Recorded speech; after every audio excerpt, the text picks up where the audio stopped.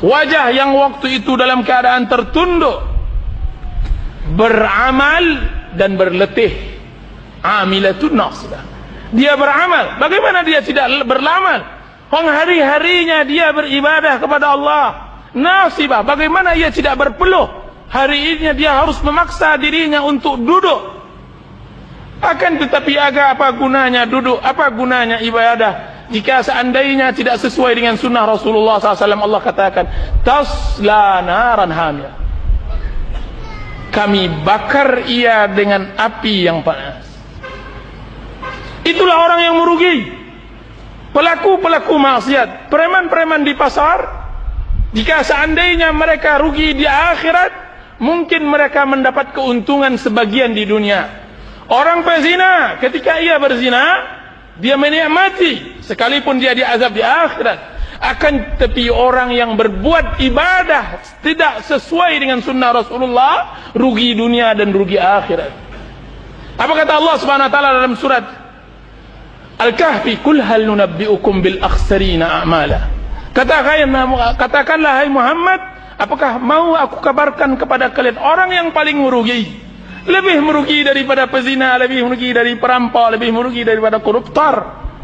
Yaitu apa? Alladzina dhalla sa'yuhum fil hayatid dunya wa hum yahsabuna annahum yuhsinuna sunah. Orang yang telah sesat di dalam beramal dan mereka menyangka mereka di atas kebenaran. Dan itulah yang ditafsirkan oleh seluruh ulama, mereka adalah orang yang berbuat bid'ah. Orang yang berbuat tidak mengacu kepada ajaran Rasulullah sallallahu alaihi wasallam. Tidak mengacu tentang waktunya, tidak mengacu tentang tempatnya, tidak mengacu tentang jumlahnya, tidak mengacu tentang caranya dan semacamnya. Itu adalah perbuatan bid'ah. Karena Allah Subhanahu wa taala telah menurunkan Quran, telah menurunkan hadis.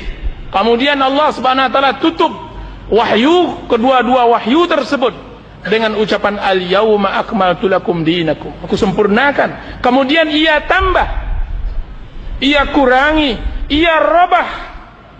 Alangkah jahatnya ia.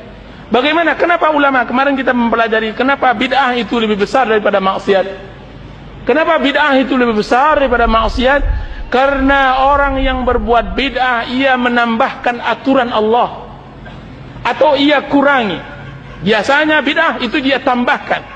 Ketika Allah Subhanahu wa taala mengatakan cara beribadah begini, ia tambah cara ibadah tersebut. Ia tambahkan. Berarti secara tidak langsung ia sejajarkan dirinya dengan Allah di dalam hukum. Karena Allah memberi hukum, ia tambahkan hukum tersebut. Sedangkan pelaku maksiat, kenapa ia di bawah dosa bid'ah? Karena pelaku maksiat itu adalah orang yang jatuh terhadap perintah dan larangan tersebut. Sesungguhnya orang yang merubah peraturan yang telah dibuat oleh sang raja jauh kurang ajarnya daripada seorang rakyat yang jatuh terhadap kesalahan tersebut.